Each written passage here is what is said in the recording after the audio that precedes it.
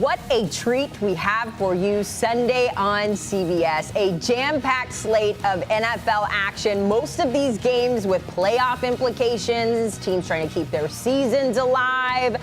But we are going to focus in at that game at the top. It is the rematch between the Bills and the Patriots. Drake Maye and New England able to steal round one, but we will see with so much on the line what this round will look like as well. And this is what we're talking about when we say the stakes are high. Of course, the Patriots on the bye, so they get bumped down from that 1 seed in the AFC down to 2 with the Broncos winning on Sunday. The Bills have kind of been flirting with the bottom of the playoff picture. You see them there in the wild card hunt. I believe they are the 6th seed as it stands right now.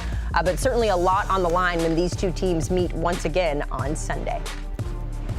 So, of course, that slate on CBS headlined by the AFC rematch this Sunday. And what a treat. We get to chat with the sideline reporter, Evan Washburn, ahead of the game. Evan, at this point in the season, every conversation starts with the postseason race. So it's no different for Buffalo, who find themselves a little less comfortable maybe than we've seen in years past. They're the current 6th seed in the AFC.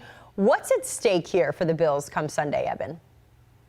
Well, lots at stake, Haley. I think it starts with, as you mentioned, keeping their playoff hopes right in front of them and being able to control their playoff destiny, if you will. And part of that is trying to keep New England from grabbing the division at least this weekend. And that's what makes this game so intriguing. You've got who's been the class of the AFC East and the Buffalo Bills the last 5 seasons, with the New England Patriots, who own the division for 11 seasons under Tom Brady and Bill Belichick, and now making their return to prominence under Mike Vrabel and Drake Maye. And I think Buffalo kind of has the larger view in mind of, hey, we just need to get to the playoffs because that's where we know we can do what's necessary to make a Super Bowl run.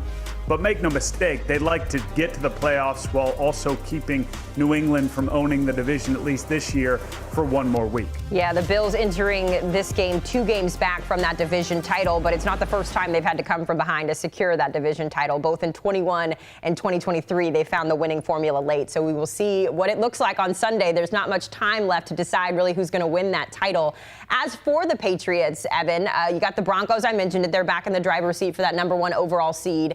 But even bigger than that, this Patriots team is really trying to live up to the expectations and get back to those glory days in Foxborough. It starts on Sunday when they can clinch the division with a win and make a postseason appearance for the first time since 2021. Where is the confidence right now for this Patriots group? I think internally they're extremely confident, but it's funny you mention expectations. I'll speak for myself. I didn't see this coming. I thought they'd be improved in year 1 under Mike Vrabel. I thought Drake Maye would make progress under the direction of Josh McDaniels running that offense, but by no means did I see 11-2. And our crew was there the last time they lost to the Pittsburgh Steelers in week 3, and they looked like a young, inexperienced team. They turned the ball over 5 times in that game. But since then, they've just figured out a formula to winning, and it's consistency really on both sides of the ball. They've taken care of the ball much better than they did in that loss to Pittsburgh, but they haven't been challenged as much by their schedule, and that's been well documented. They have the easiest schedule in the NFL up to this point in terms of teams they've played and win percentage, all those things. And they'll tell you, as they should, we can only play who's put on our schedule, and they've taken care of business.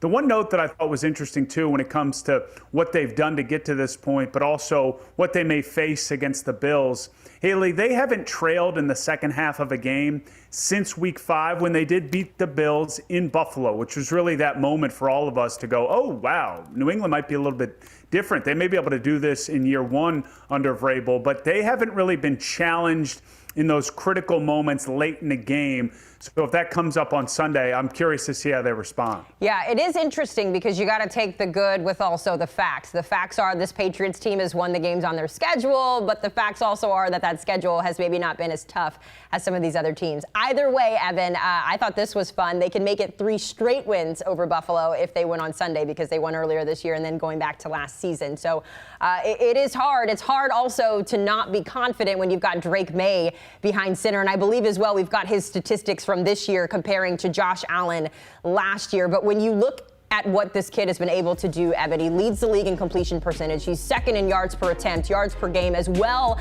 as his passer rating. And when you look at the numbers between last year's MVP and Josh Allen and this year's, dare I say, front-runner in Drake Maye, it makes for a strong case for MVP, Evan.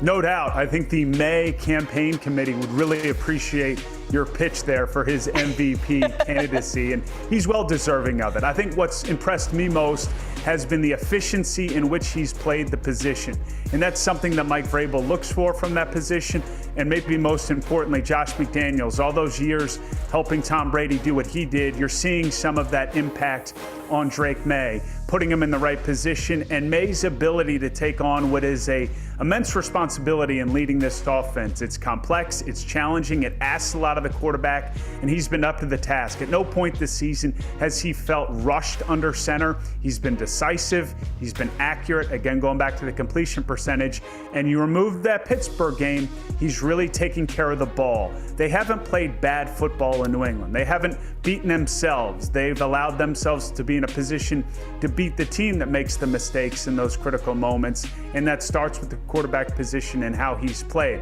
All that said, the MVP conversation as a whole, in my mind, probably starts with Matthew Stafford. Then you've got Drake Maye, and then you've got the guy he's facing on Sunday, Josh Allen, who I really think is making a push here late to maybe be a back-to-back winner. Let's talk about Josh Allen while we're there, because you're right, Evan. It is so interesting when we look at Josh and what he's able to do. It becomes expectation. We keep using that word. What have you thought of Josh Allen this year as a quarterback, as an MVP conversationalist here? What have you thought? I've thought that he has put the Superman cape on more than any other quarterback in the NFL, and it's led his team to a position to make a run here at a elusive Super Bowl for that Buffalo organization. And for Josh Allen, he hasn't been able to get to that game. And all you have to do is go back to last week against Cincinnati in those critical moments, the fourth down play to Khalil Shakir. I mean, it's crazy, but he's made that throw before, and for most quarterbacks, that would be 1A on their highlight reel for their career, and Josh Allen's done it multiple times. I think that's what impresses me, is that he recognizes, usually in the second half, they lead the NFL, by the way, in point differential in the second half, and that's in large part due to Josh Allen recognizing, wow, our defense can't stop the run right now. They're letting up points.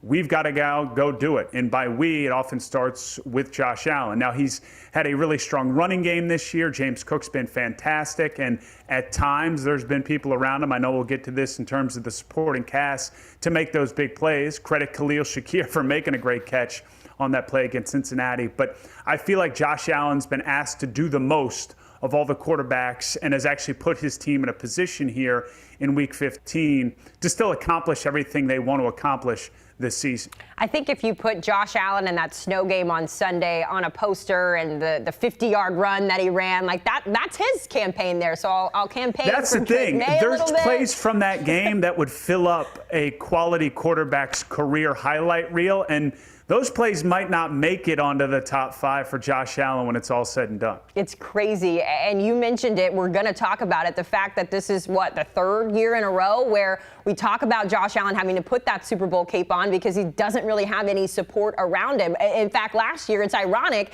that one of the reasons why he was able to win MVP was because he did what he did with a cast of characters that maybe didn't support him the way he deserves to be supported.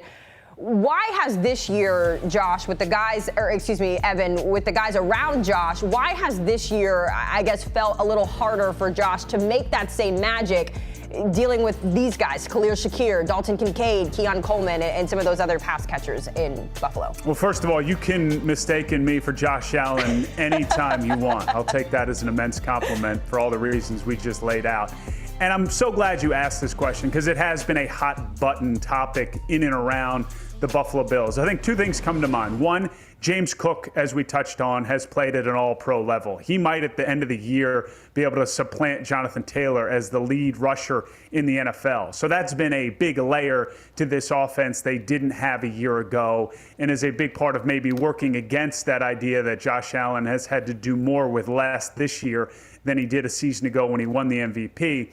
But I also think we're seeing, and this is just sort of my sense, maybe a shift in approach offensively, not across the league. Look, you would take a Jamar Chase, a Justin Jefferson, a alpha 1 receiver. But we're seeing, and you have to just go as far as who they're playing on Sunday in New England, and Drake Maye, who's an MVP candidate, that spreading the ball around and the everybody eats that Joe Brady has brought to Buffalo as offensive coordinator approach to pass catchers, because you have to include tight ends in this discussion in terms of Dalton Kincaid and then Hunter Henry with the Patriots.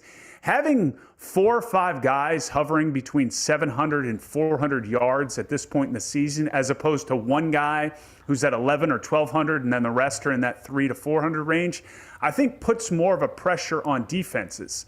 The counter to that, and this is where maybe Buffalo fans find frustration, you have to have the guy in that gotta-have-it moment. And I do think Buffalo is starting to feel like they have that in Kincaid and then in Shakir because he's done it. So I think there's a larger conversation there, but I think specific to your point about Josh Allen and what's different this season in terms of his MVP campaign, it's James Cook. And let's be real, it's a storytelling award in a lot of ways, and we told that story a year ago. We're not as interested in it this year. Well, I'll tell you this much. You might not have pass catchers around him, but he's got an awesome wife at home, Haley Steinfeld, who, by the way, today is her 29th birthday. So happy birthday, Haley. Keep Josh Allen in line as he gets ready for this big game. Evan, excited to see you on the sidelines for this one. It's going to be cold. I just checked the forecast. So bundle up and have a great time. In the meantime, get set for all the action in the NFL by checking out the NFL Today pregame show.